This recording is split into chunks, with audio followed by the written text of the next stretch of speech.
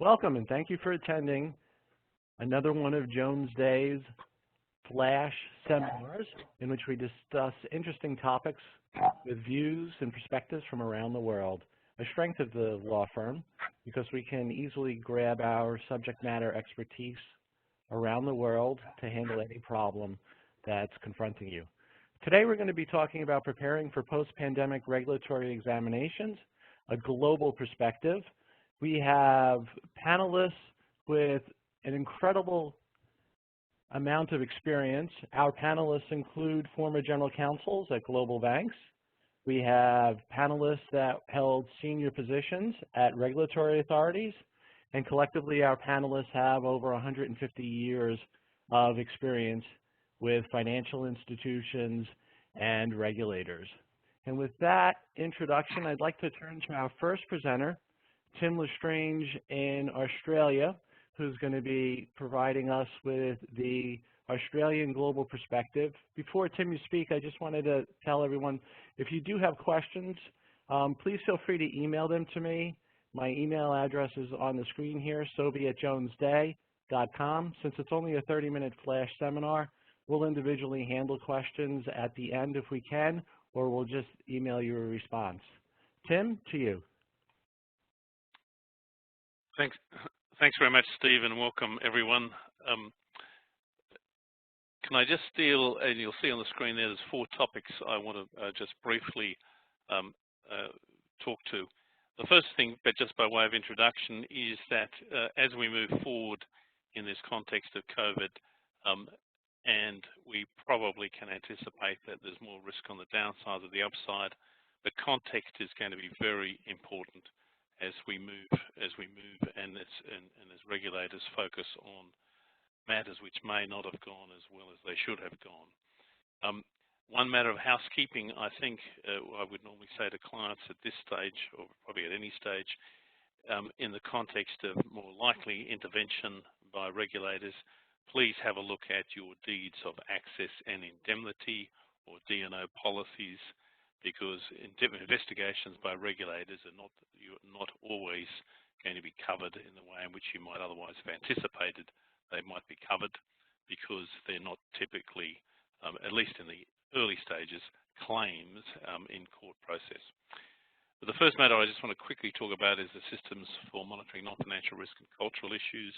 As many of you will have read about, we had a very significant inquiry in Australia into misconduct in the banking and finance services sector.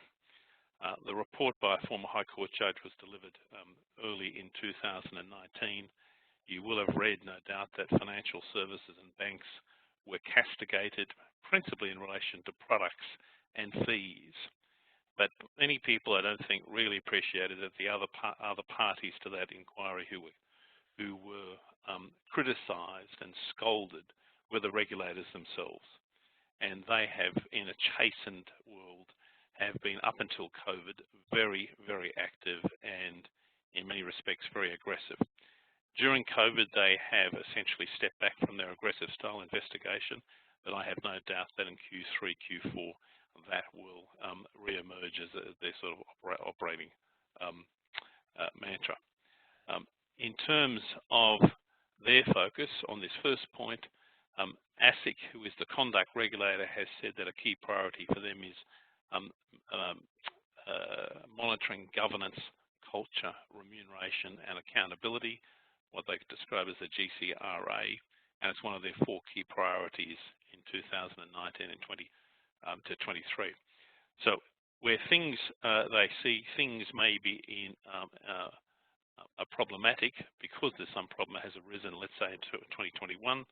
Let's say it flows from some issue which might have been otherwise meant to have been remediated during 2020.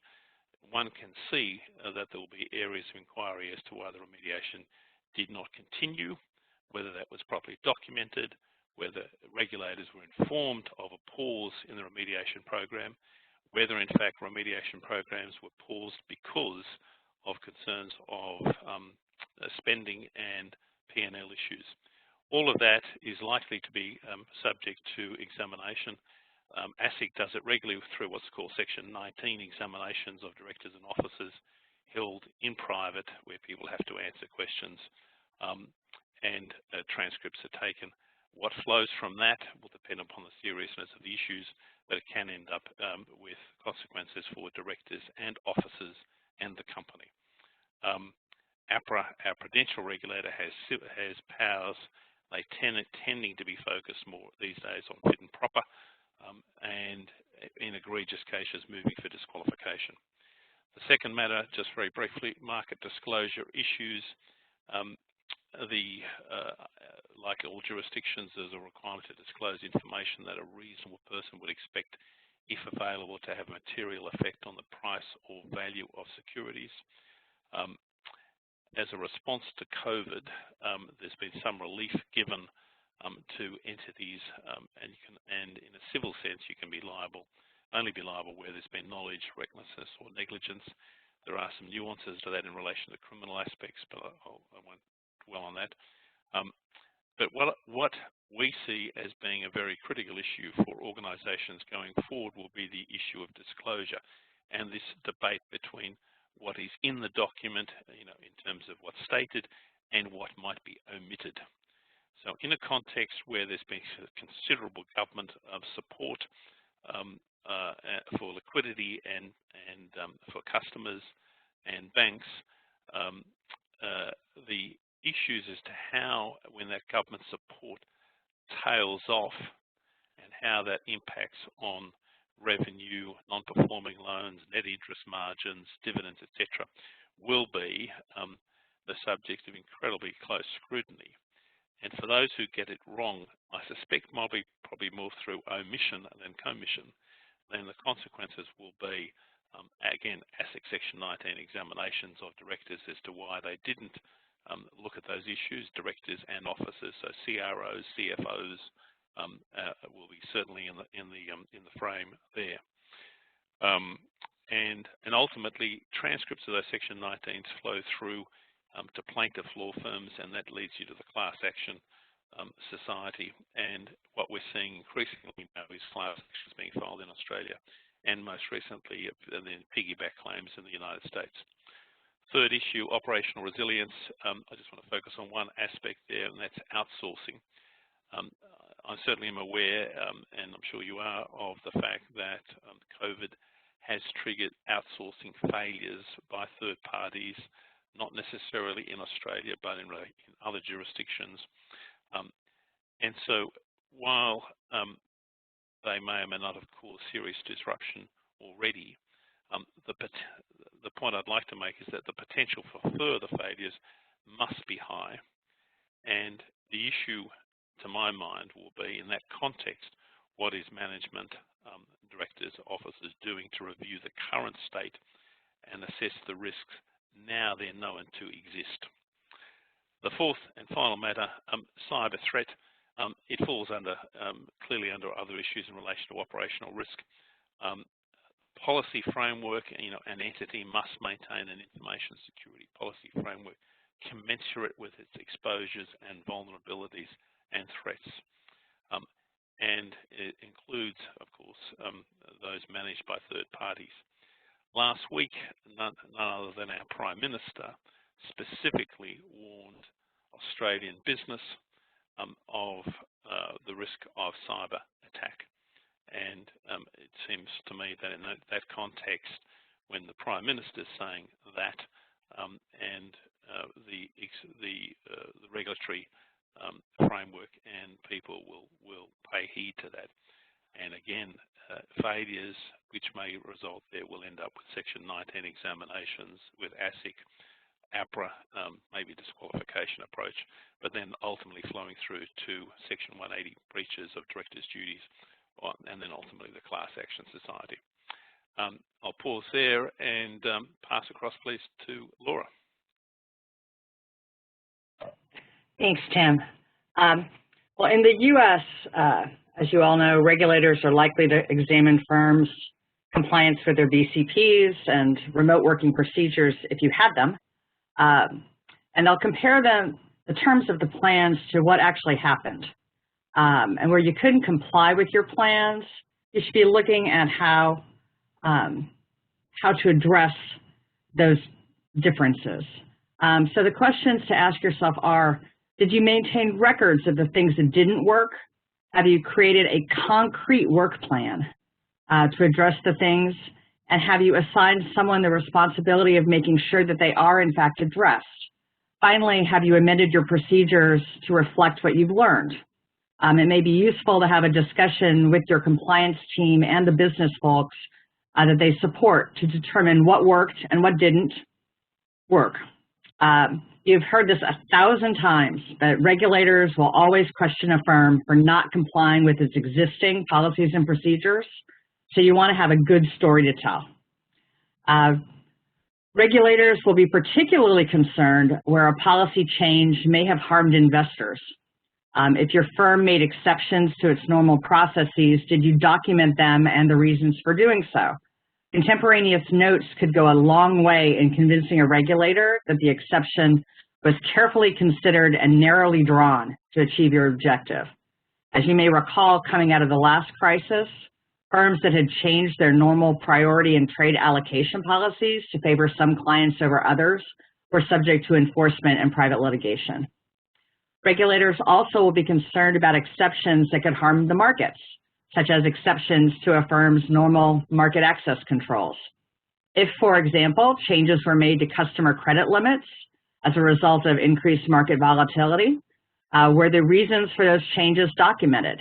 If it was intended to be a temporary change, was the limit returned to its prior level after a short period of time? Lack of follow-up in this particular area has led to enforcement. And then sort of an overall thing to keep in mind about COVID-19 excuses. If a firm tells a regulator that it could not comply with some regulatory obligation, such as it couldn't mail out statements on a timely basis because of the pandemic, the regulators are likely to test the accuracy of that. Because of this skepticism, you really should be very judicious in playing the COVID made me do it card. Another matter, as always, regulators are going to be looking at surveillance and supervision, and they're going to explore, most likely, how firms transitioned from on-site to remote surveillance. For example, were compliance personnel able to review electronic surveillance reports from home at the same level as pre-pandemic? Were they able to document their reviews appropriately? Were supervisors able to sign off on their reviews of the surveillance reports? Where pre-pandemic surveillance processes became unworkable, did you implement alternative measures? As always, regulators will look at how a firm was able to appropriately supervise its activities and personnel, and may question how the firm will address the new normal on a going forward basis. For example, on-site inspections of branch offices probably didn't happen in the last 3.5 months. And this is one area where you actually could use the COVID-related travel restrictions as an excuse. How does the firm intend to catch up with its schedule? And what other means will the firm employ to conduct branch inspections? Until it becomes safe to travel, will the firm rely on electronic reviews and video walkthroughs of branch offices in remote locations? That was one of the suggestions that FINRA made in its recent regulatory notice 20-16. In that notice, FINRA shared successful supervisory practices of firms that moved personnel to remote work environment. And among the practices FINRA noted with approval were requesting real-time feedback from staff and conducting weekly assessments on remote work and supervision arrangements to determine the effective practices across the firm. Engaging in analysis of areas where you have received increased alerts, exception reports, and customer complaints to identify potential emerging issues and trends that you should address. And in addition, transitioning to virtual training to continue preparing for upcoming regulatory obligations such as Reg BI. And that brings me to my last point.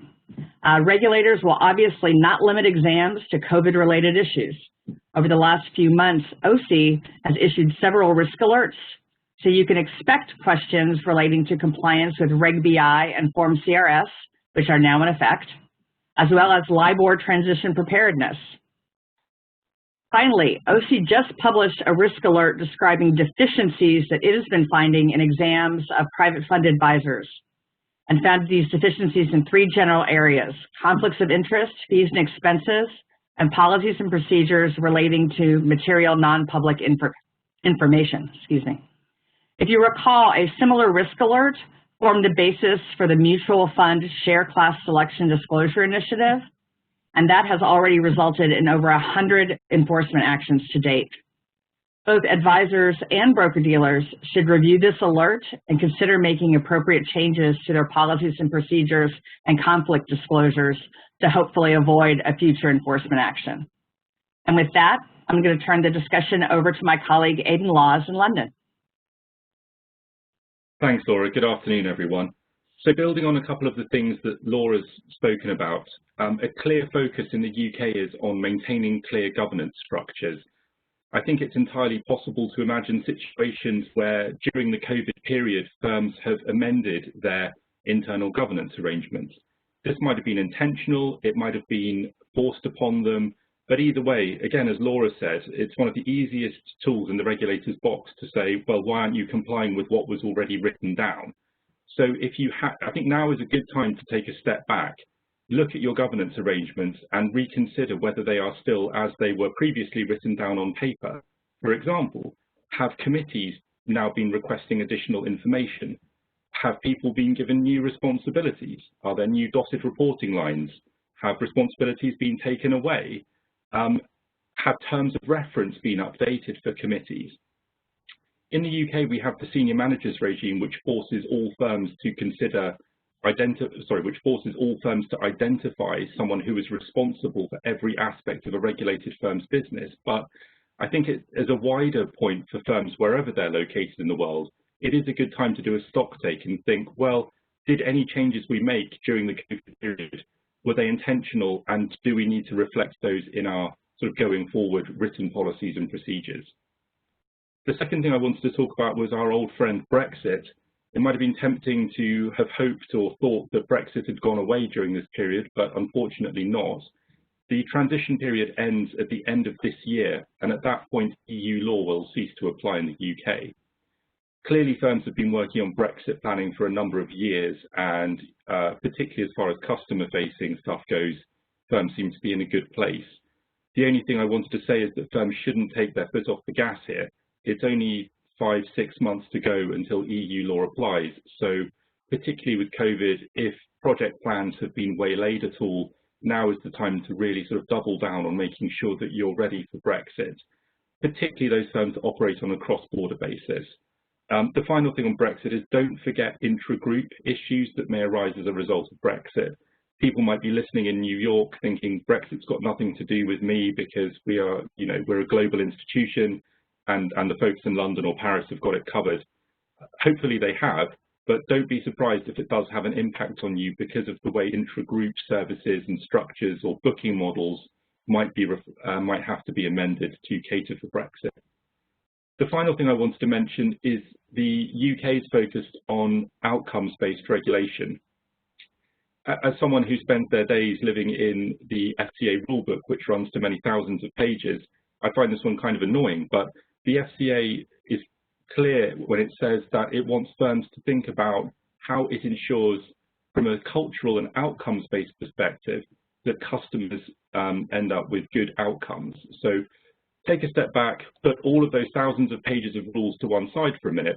You can imagine a lazy regulator coming into a firm, doing an examination and saying, first question, how do you ensure good outcomes for your customers?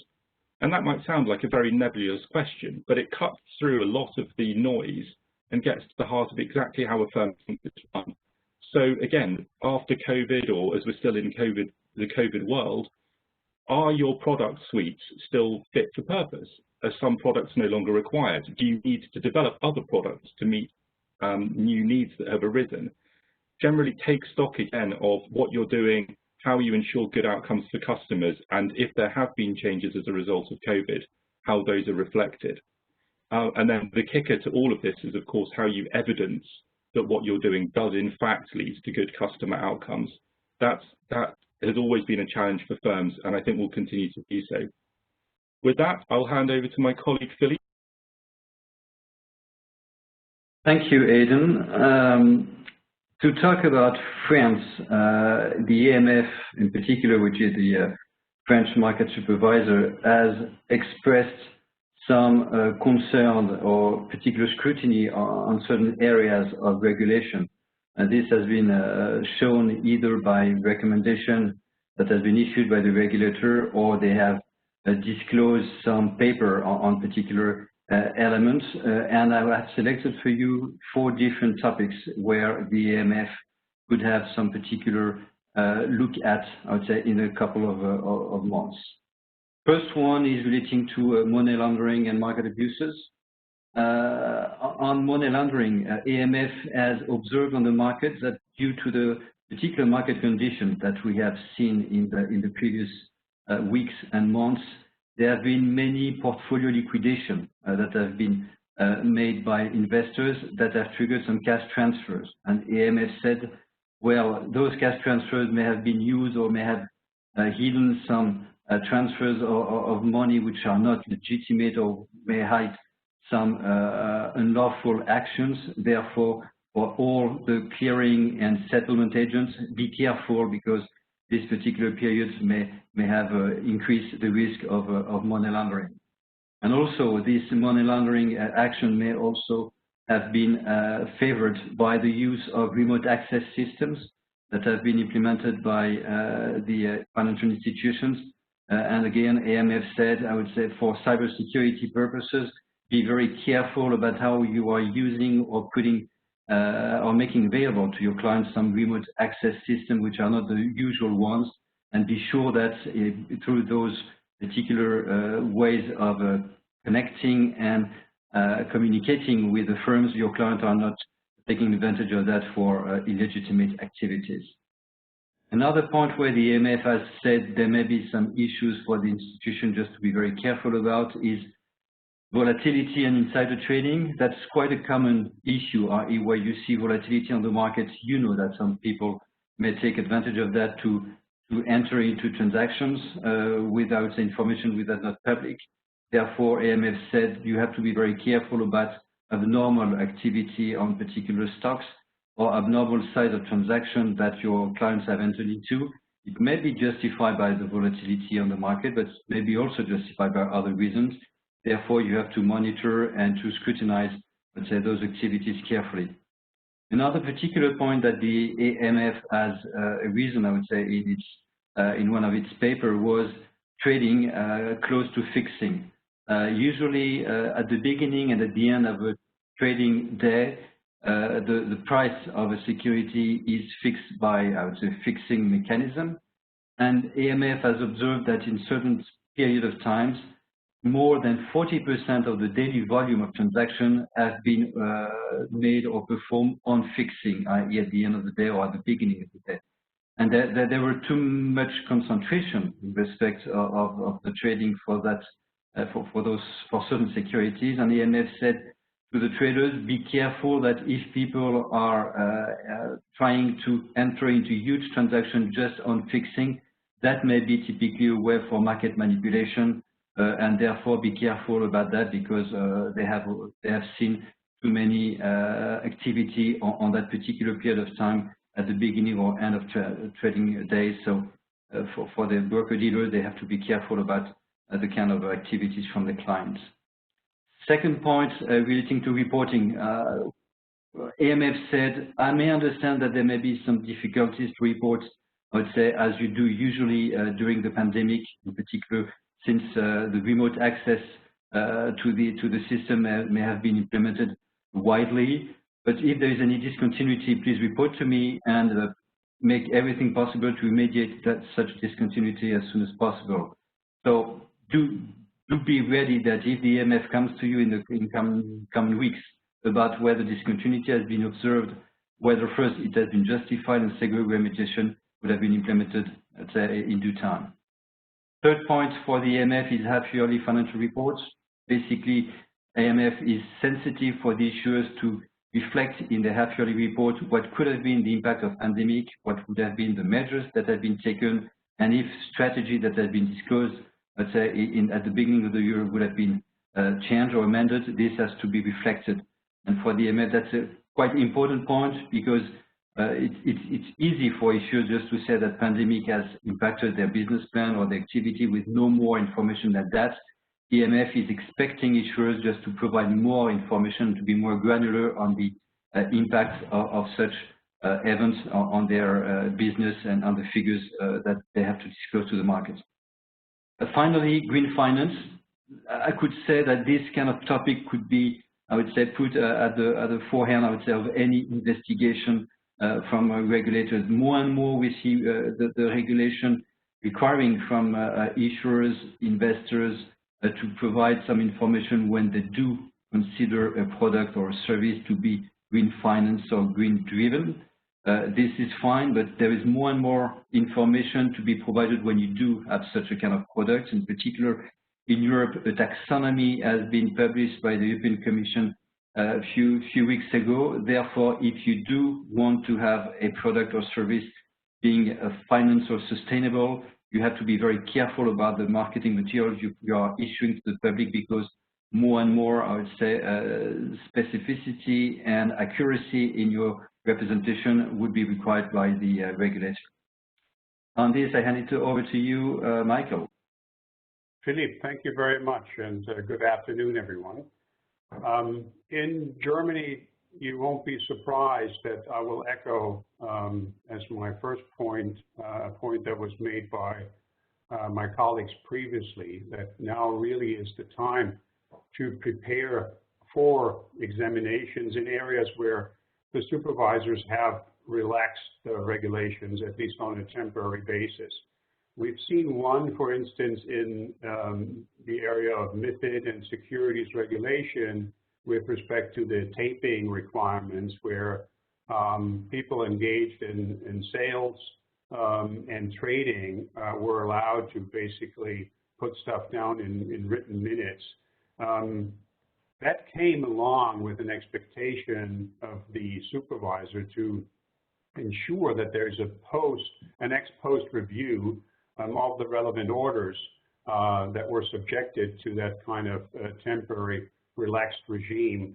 That's now the time, or now is the time, quite frankly, to engage in this type of review and meet the expectations that the regulators have already expressed, which is firms are to really deploy all efforts to ensure that this is all temporary, and while it is temporary, the temporary rules are basically met with. So what can be done in order to ensure that? Our recommendation would be to basically run a mock audit in that area and check documentation, as was mentioned before. This area is going to be definitely number one on any upcoming examination of investment firms or broker-dealers in this jurisdiction. Another area, and this is now following up on the review of the working program by the European Securities Supervisor, ESMA, that BaFin did to its working program and its supervisory priorities in 2020. And one of the areas there is the soundness of the business model, which is probably very much reflected in this point, where we expect a focus on real estate finance and lending standards. This is something that is going to be and has been directly affected by the business impact that the real estate business has seen from the COVID crisis, and the concern there from the regulatory side clearly is that the portfolios, the real estate portfolios, have diminished in value very significantly, and that credit risk is not being managed accordingly by firms. So that's a concern there, and we expect BaFin to do sweeps and ascertain how firms are really dealing with that and applying the credit standards. And an answer to that could be in preparation to really conduct a good stress testing of the portfolio to be prepared for those questions in connection with an examination. Another topic, and you've heard that one also before, is IT risk and cybersecurity. In previous audits and examinations, BaFin has already assessed that firms did not have adequate processes. So here, we would expect that this is something that is exacerbated as a supervisory concern even more in connection with the ongoing COVID crisis, and would recommend firms to really look at this in connection with the risk inventory, including the operational framework and incident management procedures, in particular how particular incidents are identified and then dealt with, including the governance that is all around that. And if people like it or not, this will have to involve senior staff from the get-go. Another area as part of these supervisory priorities that I mentioned that we expect to see is market integrity, which also includes AML. Philippe just honed in on that point already. It's been somewhat of a sore spot here in Europe and the supervision of European services firms. And there's somewhat of a special topic here, in particular in this jurisdiction, but also in others in Europe in connection with the withholding tax scam surrounding cum-ex or cum-cum, which basically involve trading of securities around dividend date and multiple reclaims of withholding tax. So we expect here that supervisors will want firms to conduct a risk analysis and engage in any type of holistic remediation of their tax compliance and AML compliance systems, just as a result of recent announcements that the supervisor, both at the European level and at the national level, came out with. So last topic that I'd like to touch on briefly is what I have labeled here the wild card wire card. We predict this case to impact examination practices in this country. Obviously, a lot is in flux as a result of this right now, including that there's a wave of civil litigation coming, and there's a general question as to the approach to the supervision of technology firms. Undoubtedly, though, the focus by the supervisors of regulated firms is going to be on their interaction, the interaction between regulated firms and potentially unregulated technology firms as one kind of focus area where we will see examination activity. A second one stemming from this is financial reporting. Timely provision of capital markets information on the one hand, but also with respect to supervisory reporting. And the last item in connection with this is probably going to be compliance with recently effectuated payment legislation. The Payment Services Directive recently came into force, and it requires certain interfaces and a strong customer authentication procedure. This is something, given that this is stemming from, at least in the broader sense, the payments sector, where we expect to see some activity. So in preparation for examinations, firms and management should be very much mindful to be on top of third-party relationships, to be on top of revenue recognition and general financial reporting, and last but not least, supervisory reporting duties. And with that, I'm going to hand it back to Steve in New York. I want to thank all of our panelists. I want to thank all of our attendees. We will be having another one of our flash seminars in a couple weeks. Please stay tuned for the announcements. If you have any questions, We will respond to them individually. You have the presenters' emails here, or feel free to email me, and I will route the question. Thank you, everyone, and thank you, panelists. Good day.